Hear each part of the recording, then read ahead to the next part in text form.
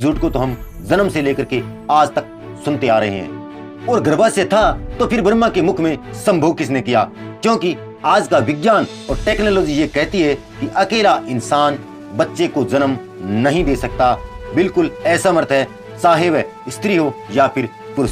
Hello दोस्तों, मैं हूं आपका दोस्त रेवंत राम और आप देख रहे हो बागड़ी ज्ञान यूट्यूब चैनल। दोस्तों, सबसे पहले तो मैं आपका बहुत बहुत स्वागत करता हूं और तहे दिल से धन्यवाद भी कि आपने बागड़ी ज्ञान चैनल की इस इंटरेस्टिंग वीडियो पर क्लिक किया है। आज की वीडियो में बात करेंगे ब्रह्मा द्वारा पैदा किए गए उन 4 वर्णों की, जिसके बारे में हिंदू धर्म ग्रंथ शास्त्रों में बहुत कुछ लिखा हुआ है।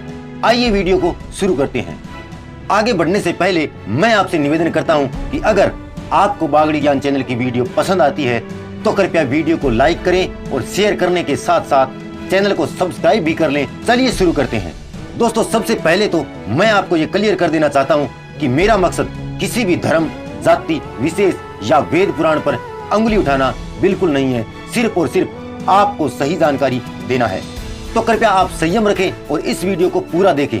बाद में कमेंट में जो भी कहना है वो लिख दें। दोस्तों, वेद पुराणों में लिखा है कि ब्रह्मा ने जब इस दुनिया की उत्पत्ति की तो अपने शरीर के अलग अलग अंगों से 4 मनुष्य पैदा किए, जो आगे चल करके 4 वर्ण कहलाए, जैसे कि ब्राह्मण, क्षत्रिय, वैश्य और शूद्र।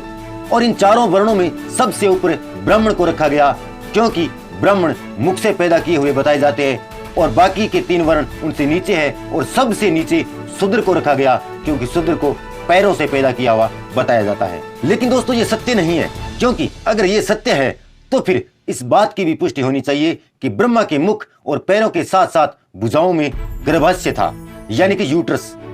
और गर्भाशय था तो फिर ब्रह्मा के मुख में संभोग किसने किया? क्योंकि आज का विज्ञान और टेक्नोलॉजी ये कहती है कि अकेला इंसान बच्चे को जन्म नहीं दे सकता, बिल्कुल असमर्थ है, चाहे वह स्त्री हो या फिर पुरुष।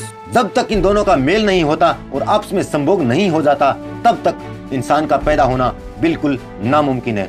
तो फिर ब्रह्मा में ऐसी कौन सी शक्ति थी जिसकी वजह से उन्होंने अकेले ही 4 वर्ण के 4 इंसान पैदा कर दिए? जब तक बच्चा बड़ा नहीं हो जाता वह अपनी माँ के दूध पर ही निर्भर रहता है।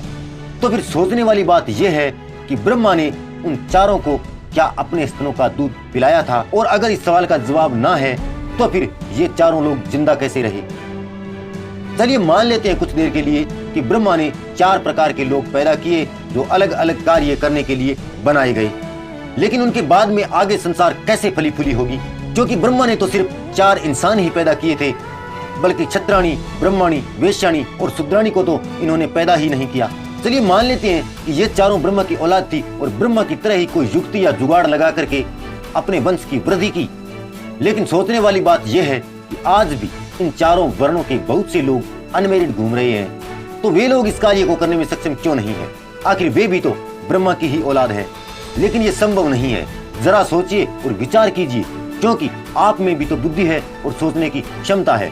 दोस्तों, मैं जानता हूं कि इन बातों पर भरोसा नहीं किया जा सकता, क्योंकि किसी एक झूठ को अगर 100 बार बोला जाए तो वो सत्य साबित हो जाता है। लेकिन इस झूठ को तो हम जन्म से लेकर के आज तक सुनते आ रहे हैं।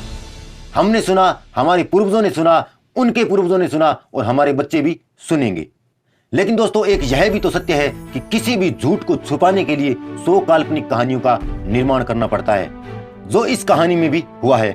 और वो झूठ ये है कि इंसान ऊंचा है, छोटा है, बड़ा है, छूत है, अछूत है, जो कि बिल्कुल असत्य है। यह सिर्फ मनगढ़ंत कहानियां इसलिए बनाई गई है कि कुछ चुनिंदा लोग और लोगों से बेहतर जिंदगी जी सके और अपने आप को ब्रह्मा के मुख से पैदा होने की बात लोगों के जहन में बिठा करके मान सम्मान पा सके। दोस्तों, इन बातों से अगर किसी को ठेस पहुंची है तो मैं क्षमा चाहता हूं। आज की वीडियो कैसी लगी कमेंट करके अवश्य बता दें और चैनल पर नए आए हैं तो चैनल को सब्सक्राइब करने के साथ साथ बेल आइकन को भी दबा दें। मैं मिलूंगा अगले वीडियो में, तब तक के लिए नमस्कार।